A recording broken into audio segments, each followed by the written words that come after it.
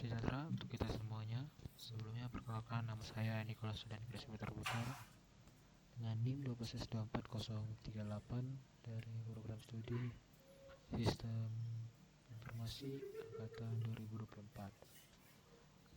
Pada kesempatan kali ini saya akan melakukan presentasi atau membedah tuntas materi pada T07 dengan tema materinya itu generics. Jadi pada T07 kali ini tuh bertema tentang disjoint, tapi di course itu tentang generics. Jadi proyek ini itu mensimulasikan tentang sistem manajemen akademik yang menangani kompleksitas relasi antara dosen, mahasiswa, mata kuliah, dan histori nilai. Dan histori nilai itu maksudnya nilai sebelumnya yang sebelum diupdate. Jadi presentasi ini tuh akan saya bagi menjadi 4 bagian. Yang pertama itu ada nanti baca soalnya, membaca dari driver, model, dan kita akan mencoba dari proyeknya itu. Jadi kita akan menuju ke soal. Pada soal kali ini itu yaitu mengenai disjoint. Halo, saya Gemini. Jadi Kita akan memulai. pada tugas terstruktur kali ini itu saya akan melakukan analisis kembali terhadap studi kasus akademik simulator serta mengembangkan sebuah fitur tambahan. Jadi ini tuh lanjutan dari T06 sebelumnya. Jadi di sini bila diperhatikan terdapat sebuah persoalan dari studi kasus akademik simulator, yakni robustness. Jadi kita perhatikan ilustrasinya itu berikut.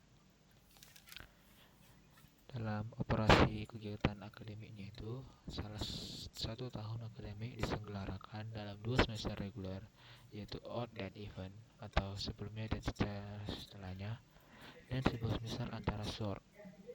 Nah, dalam satu semester dapat dilaksanakan lebih dari satu mata kuliah, dan setiap mata kuliah itu dapat diikuti oleh sekumpulan mahasiswa. Penyelenggaraan perkuliahan suatu mata kuliah yang pada suatu semester dengan semester lainnya dapat dilakukan oleh dosen atau tim dosen dengan konfigurasi yang dapat berbeda. Sebagai contoh, mata kuliah seperti operating system pada pelaksanaan sebelumnya kan diampu oleh GPS, TAS, dan ACB. Namun pada pelaksanaan berikutnya atau setelah dari UTS contohnya itu diampu oleh GPS dan TAS. Jadi setiap mahasiswa dapat mengikuti beberapa mata kuliah pada satu semester di suatu tahun akademik. Akhir semester, mahasiswa akan diberi nilai hasil dari serangkaian asesmen. Beri nilai dirasa kurang memuaskan, mahasiswa dapat mengajukan remedial dengan pemenuhan terhadap syarat dan aturan yang berlaku. Bila nilai akhir dirasa masih kurang memuaskan, mahasiswa dapat mengambil kembali mata kuliah tersebut pada semester yang akan mendatang. Bila hal di atas dapat diantisipasi dengan baik, maka solusi dengan menyajikan seluruh pelaksanaan perkuliahan seperti course history mulai dari semester dan tahun akademik di mata-mata kuliah course tersedia untuk pertama kalinya hingga periode terakhir.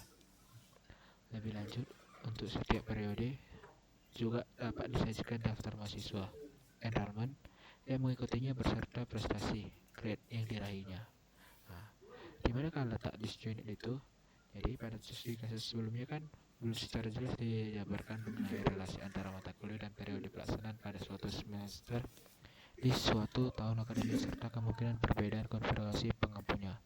Hal ini berpotensi pada inkonsistensi solusi. Sebagai contoh, mata kuliah Al-Surur kan dibuka setiap tahun akademik pada semester ganjil. Pada tahun akademik 2021 atau 2022 diampu oleh GPS dan TAS. Tapi di tahun akademik mendatang mata kuliah itu masih dibuka, namun bisa saja oleh pengampu yang berbeda. Jadi perhatikan solusi yang baik seharusnya itu situasi ini tidak mengakibatkan perubahan pada data pelaksanaan mata kuliah di tahun akademik sebelumnya. Oke, di sini ada apa yang harus kita lakukan atau yang kita ubah. Jadi berikut adalah daftar operasi yang diperlukan pada solusi berikut. Yang pertama itu menambah data dosen atau lecture. Jadi fiturnya itu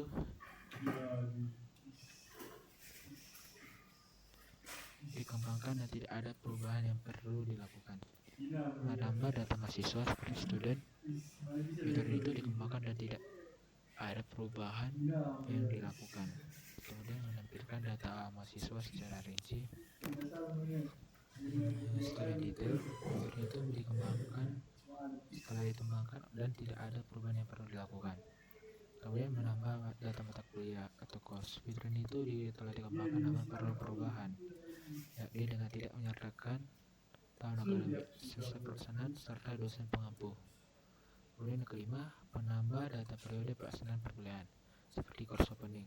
Jadi setiap sebuah periode pelaksanaan perkuliahan pada dasarnya kan merupakan jawaban dari persoalan yang ditemukan pada awal tugas ini. Kemudian menambah data pengambilan mata kuliah atau enrollment. Jadi fitur ini itu dikembangkan sebelum namun dilakukan perubahan relasi. Sebelumnya relasi dilakukan dengan mata kuliah course, kini dengan periode pelaksanaan perkuliahan course opening. Kemudian pada pengambilan mata kuliah atau grading, fitur itu telah dikembangkan dan tidak ada perubahan yang perlu dilakukan. Kemudian yang ke-8, pemberian nilai remedial pada pengambilan mata kuliah remedial. Fitur itu telah dikembangkan dan tidak ada perubahan yang perlu dilakukan juga. Kemudian yang terakhir, satu fitur tambahan yang perlu dikembangkan adalah menampilkan sejarah pelaksanaan mata kuliah atau course history. Oke, kemudian di sini ada yang harus kita lakukan. Yang pertama itu adalah adding new course atau menambahkan mata kuliah. Terjadi perubahan dalam menambahkan data mata kuliah. Ini sebuah mata kuliah yang terdiri dari 4 buah data, yakni mata kuliah code, nama mata kuliah name, kredit, dan nilai minimum itu passing grade. Dengan demikian, format masukan yang diperlukan menjadi seperti ini. Ada course add, course code, course name, kredit, passing grade. Kemudian adding new course opening. Jadi itu menambahkan mata kuliah yang baru. Berikut ada perlu mengembangkan fitur untuk menambah data periode bukan mata kuliah. Sebuah periode mata kuliah dapat dipresentasikan dengan atribut kode mata kuliah, course, code, tahun akademik pelaksanaan, academic year, semester, serta daftar pengurusan pengampu itu lecture list. Berikut adalah format yang masukan yang diterima, yaitu course open, course code, academic year, semester, lecture list. Perlu diperhatikan bahwa pada dosen pengampu ditulis dalam bentuk inisial dan dapat saja terdiri dari beberapa inisial untuk mata kuliah yang diampu bersama. Inisial dosen yang satu dengan yang lainnya dapat dipisahkan dengan tanda koma. Kemudian pembuka mata kuliah course opening yang hanya dapat dilakukan bila mata kuliah course dan dosen lecture itu terkait sudah terlebih dahulu terdaftar di dalam simulator. Kemudian untuk course history itu, fitur ini digunakan untuk menampilkan sejarah pelaksanaan suatu mata kuliah diurut mulai dari yang pertama kali dibuka. Pada fitur ini juga ditampilkan daftar mahasiswa beserta prestasi yang telah dicapai pada suatu periode pelaksanaan tertentu. Berikut adalah format perintah yang diberikan, yaitu nanti course history, course code. Oke, dan di bawahnya adalah input yang akan kita masukkan nanti. Ini ada command lecture add, course add, student add, course open, enrollment add. Kemudian yang terakhir ada course history. Dan output yang akan kita terima nanti itu adalah ini. Jadi silakan untuk menganalisis output di atas untuk menemukan perubahan-perubahan format keluaran dari solusi. Oke, kita lanjut ke code-nya. Yang pertama itu kita akan lanjut ke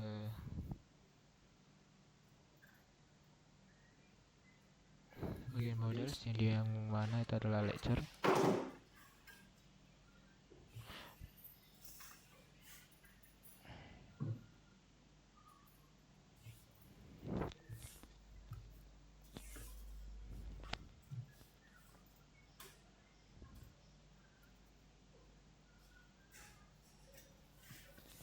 Oke, pertama kita masuk ke dalam lecture.java. Jadi di sini itu saya menerapkan prinsip strict encapsulation. Jadi di mana penggunaan dari private ini itu adalah atribut. Jadi memori ini itu melindungi state object agar tidak dimodifikasi secara ilegal dari luar kelas yang lain. Kemudian di sini juga menggunakan metode toString, dari mana itu dari si override agar baris ini itu menentukan bagaimana objek akan direpresentasikan dalam bentuk teks saat dicetak oleh konsol, sama seperti sebelumnya.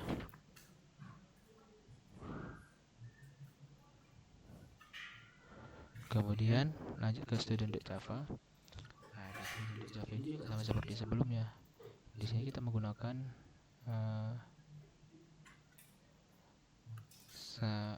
string encapsulation. Yang dimana string encapsulation itu untuk melindungi data-data dari sysid, namebir, dan studi program itu agar tidak bisa diubah dari kelas yang lain, sehingga ini itu privat dan tidak bisa dimodifikasi secara ilegal dari kelas yang lainnya. Begitulah. Kemudian di bawahnya ini ada sama seperti sebelumnya itu metode toString. Yang dimana toString itu tadi menentukan bagaimana objek yang akan direpresentasikan dalam bentuk teks saat dicetak ke konsol. Kemudian kita lanjut ke course.java. Pada course.java ini itu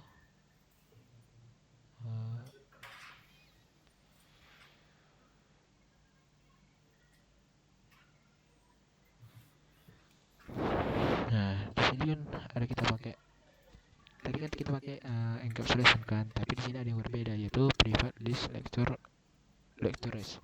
Nah, yang dimana itu ini adalah implementasi dari aggregation. Jadi course-nya itu tuh tidak memiliki lecture tapi menyimpan referensi ke objek dosen yang tertentu. Kemudian masuk ke course opening.java-nya.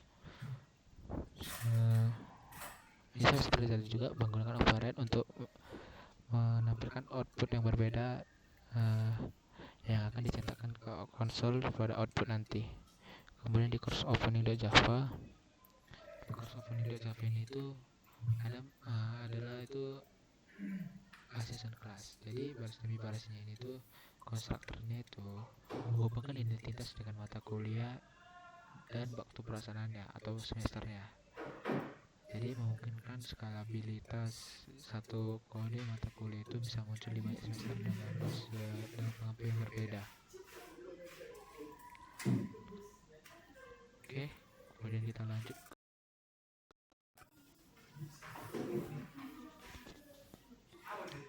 Nah, pada enrollment.java ini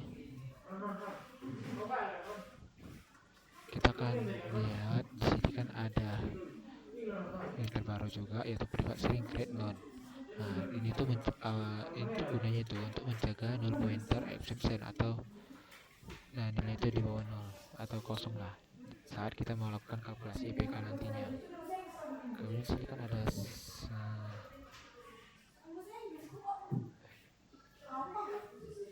string type grade kan,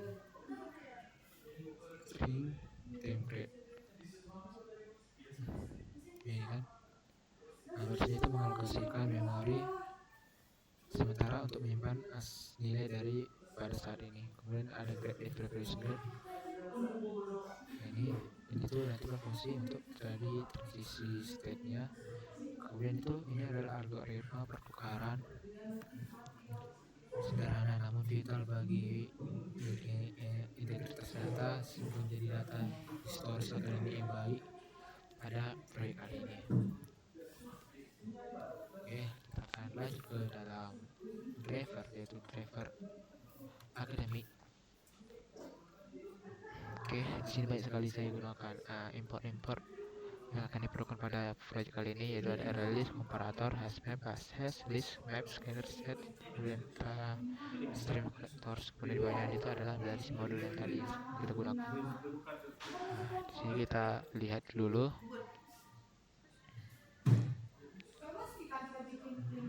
Nah, di sini kan ada map, string, hashmap. Mengapa saya menggunakan hashmap dan bukan list yang seperti di atas ini? Jadi karena saya mengejar kompleksitas waktu dari O1. Jadi dengan hashing, pencarian email itu berdosen itu berdasarkan inisial terjadi dalam beberapa waktu konstan. Tidak perlu seberapa banyak data yang ada pada proyek kali ini. Kemudian itu ada menggunakan konsep do while. Do while ini itu berfungsi untuk menampung dari si input. dengan fungsi input.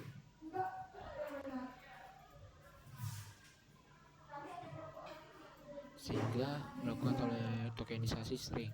Ini itu mengubah satu baris teks menjadi array instruksi yang bisa dipahami dengan mesin. Kemudian itu di sini saya menggunakan teknik reduplication atau di bagian let's cross input.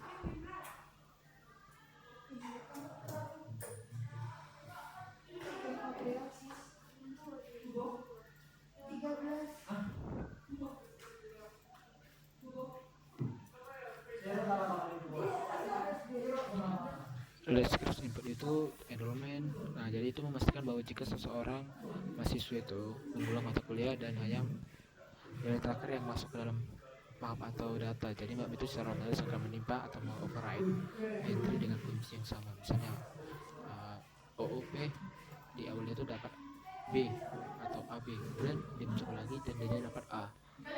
Begitulah kira-kira. Kemudian di sini kan ada looping. Dalam metode ini tuh ada kalkulasi total skor, skor dikalikan kredit. Itu rumus untuk implementasi matematis, yaitu dari Wightman. Kemudian di bawahnya ada fitur course history. Nah, ada course history itu basis dari sorted.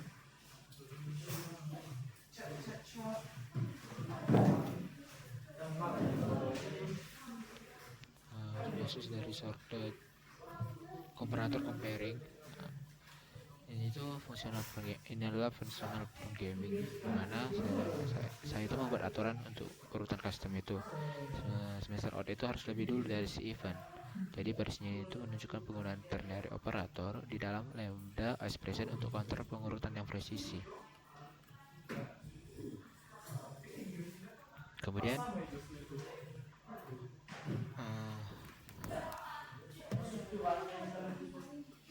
ini adalah asal output yang akan dikeluarkan nanti sesuai dengan yang kita gunakan, yang sudah saya jelaskan tadi.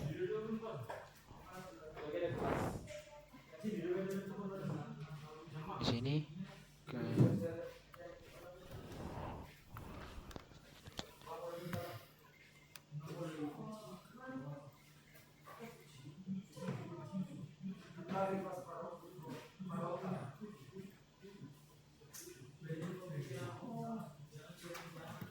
saya akan jelaskan lagi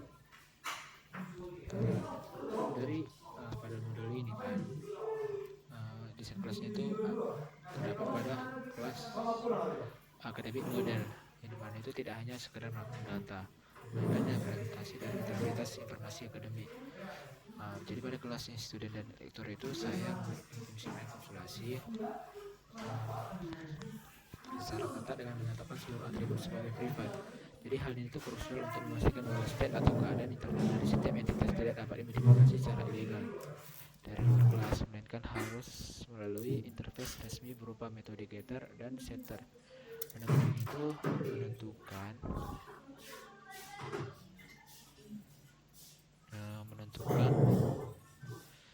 apa sih namanya,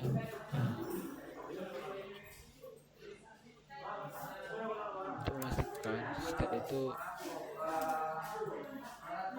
dalam pada kelas student dan lektor itu kan saya menerapkan fungsi enkapsulasi secara ketat dengan menetapkan seluruh atribut sebagai privat. Jadi hal ini itu krusial untuk memastikan bahwa setnya itu atau keadaan internal dari setiap entitas itu tidak dapat dimodifikasi secara ilegal dari luar kelas, melainkan harus melalui interface resmi berupa metode getter dan setter. Nah, jadi pendekatannya itu memberikan kontrol penuh bagi program untuk melakukan validasi data sebelum disimpan ke dalam memori heap. Nah, beralih ke kelas course dan course opening ini kan, kita melihat implementasi relasi antar objek yang lebih kompleks. Jadi course bertindak sebagai entitas induk yang menyimpan informasi statis seperti kode dan SKS. Sementara course opening itu berfungsi sebagai entitas asosiatif yang menghubungkan data kuliah dengan konteks waktu, semester, dan tenaga pengajar. Penggunaan lektor itu di dalam course opening menunjukkan adanya relasi agresi di mana sebuah objek pembukaan kelas itu menyimpan referensi memori ke beberapa objek dosen sekaligus. Jadi memungkinkan sistem mendukung skema team teaching yang sering ditemukan oleh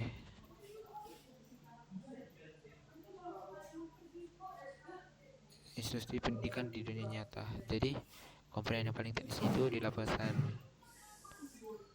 enrollment itu. Jadi komponen yang paling teknis itu ada di lapisan kelas enrollment. Kelas ini itu bertanggung jawab mengelola transisi status nilai mahasiswa dari satu state ke state yang lainnya. Jadi dengan mendefinisikan atribut grade dengan nilai default none untuk menghindari null pointer exception saat sistem itu melakukan kalkulasi matematis sebelum nilai diberikan. Selain itu, adanya atribut total dan previous grade memungkinkan objek ini itu memiliki ingatan terhadap histori akademik mahasiswa yang menjadi fondasi utama bagi berjalannya fitur remedial dalam aplikasi ini atau proyek ini. Jadi metode ini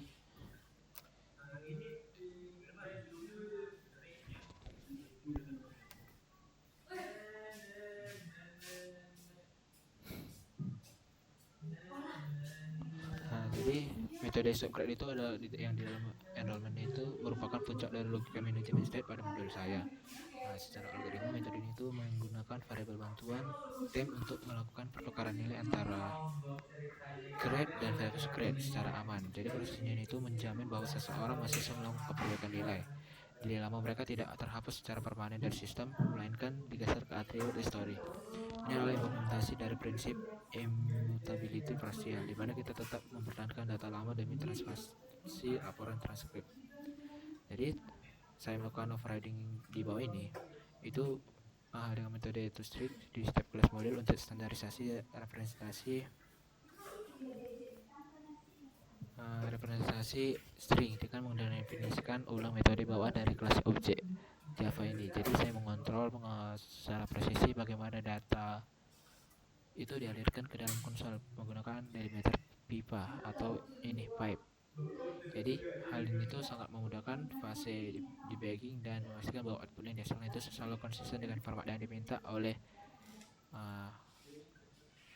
itu. Jadi sekaligus memisahkan logika dan representasi dari logika pemrosesan data utama. Kemudian ada driver ini. Jadi di kelas driver 1.java itu berfungsi sebagai pusat orkestrasi yang mengatur seluruh siklus hidup data dalam aplikasi. Pada fase analisis ini saya menggunakan berbagai struktur data dari Java Collection Framework yang dengan pertimbangan kompleksitas algoritma yang matang. Jadi salah satunya itu menggunakan hashmap untuk memetakan inisial dosen ke email mereka. Jadi pembelian hash table ini didasarkan pada efisiensi pencarian O1 yang memungkinkan program itu menemukan data dosen secara instan tanpa harus melakukan iterasi linear pada daftar panjang, sehingga performa sistem tetap stabil meskipun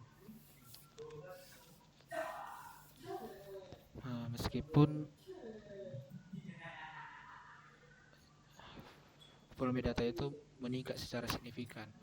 Jadi alur eksekusi program dimulai dengan fase data ingestion menggunakan loop do while yang menampung seluruh impul ke dalam sebuah array list string. Jadi strategi ini saya itu pilih untuk memisahkan antara proses pembacaan data dari proses eksekusi perintah seperti batch processing.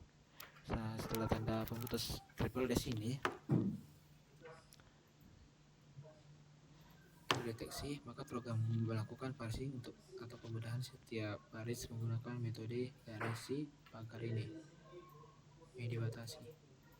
Jadi string ini itu mengubah baris teks menjadi mentat tadi itu menjadi array instruksi terstruktur yang kemudian diarahkan ke logika bisnis yang dapat melalui blok suitcase. Kemudian logika yang paling kompleks dalam driver satu itu terletak pada calculate GPA atau perhitungan IP grade point lah. Sini itu saya mengimplementasikan algoritma latest level mapping menggunakan map hash string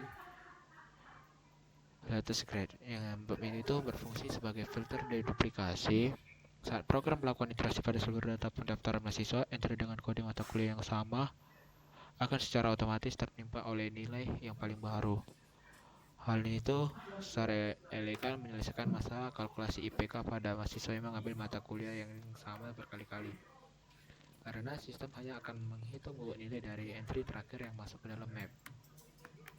Selain itu, pada fitur course history, saya memanfaatkan unggulan dari Java Stream IP untuk melakukan pemrosesan data secara deklaratif. Saya menggunakan metode ini untuk menyaring pembukaan kelas tertentu dan sorted dengan bantuan komparator majemuk. Jadi logika pengurusan itu cukup rumit karena melibatkan perbandingan berbasis string pada tahun akademik dan logika ternari untuk memaksa semester out muncul sebelum event. Pendekatan fungsional ini tidak hanya membuat kode lebih ringkas dan mudah dibaca atau clean code, tetapi juga mengurangi kemungkinan kesalahan logika yang sering terjadi pada perulangan manual. Jadi saya menangani proses pelaporan drivernya itu dengan melakukan iterasi terstruktur pada semua koleksi data yang setelah terkumpul. Jadi setelah saya menjelaskan ini, kita akan lanjut untuk mencoba mengcompile-nya.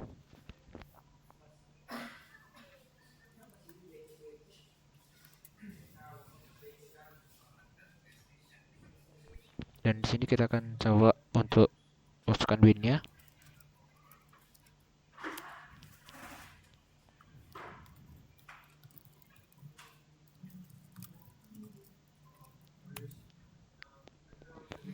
Setelah kita berhasil mengeraningnya, kita akan masukkan input-input yang diminta pada soal. Kita akan mencobanya itu sesuai dengan komennya dulu.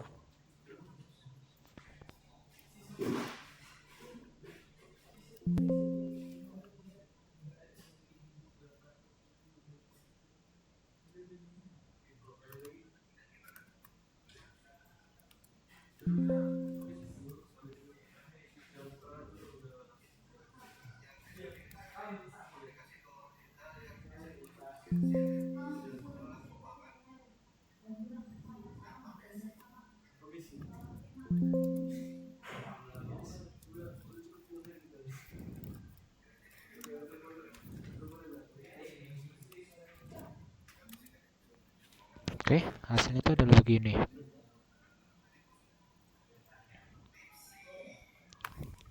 Hasilnya itu menunjukkan sesuai dengan output yang telah diminta. Nah, di sini kan tadi saya memasukkan itu ada lecture add, di mana itu menampakkan dosen dengan mata kuliah dengan fakultasnya. Kemudian ini ada course add mata kuliahnya, mahasiswanya. Kemudian di sini ada untuk membuka atau enrollment-nya. Kemudian di sini enrollment add, mahasiswa itu terdaftar. Kemudian di bawah untuk menilainya. Kemudian di sini untuk membuka mata kuliah yang terbaru lagi, mengenrollmentnya lagi, kemudian menilainya, dan terakhir itu ada course history untuk menampilkan dari si NIM 12 S2001 ini itu mengambil mata kuliah apa saja dan berapa nilainya, yaitu B, B, B, kemudian AB, AB, AB, dan yang terakhir AA. Sekian dari hasil presentasi T07 saya. Jika saya ada salah kata, mohon dimaafkan. Terima kasih.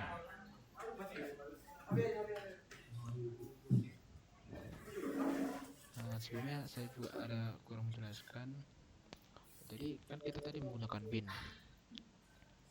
Binnya itu disimpan dari hasil-hasil pada kelas yang telah dibuat tadi, yaitu tadi ada di public class course ini. Nah, ini salah saya. Ini kemarin saya coba masukkan academic simulator tapi tidak berfungsi. Saya hapus. Kemudian di sini ada course opening class, enrollment class, editor class, dan student class. Ini adalah hasil dari si model ini. Kemudian solusi yang saya dapat dari sini itu sama seperti praktikum sebelumnya itu di bahwa program itu digunakan banyak sekali metode-metode yang digunakan seperti inheritance, hash map, string, data types, dan yang lainnya, sehingga dapat membentuk banyak sekali program-program seperti ini.